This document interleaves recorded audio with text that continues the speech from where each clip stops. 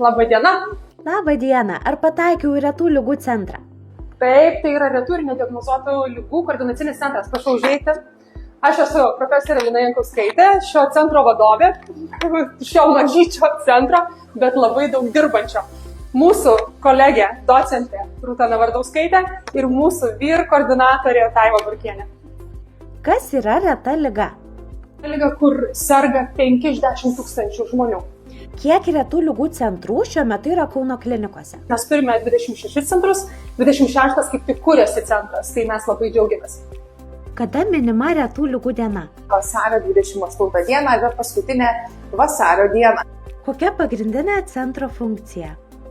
Tai mūsų pagrindinė funkcija ir organizuoti komunikaciją geresnę tarp pacientų, tarp, sakykime, pačių centrų gydytojų ir, aišku, išskleisti jų patį potencialą, kad matytų visuomenė, ką jie veikia. Jie veikia daug.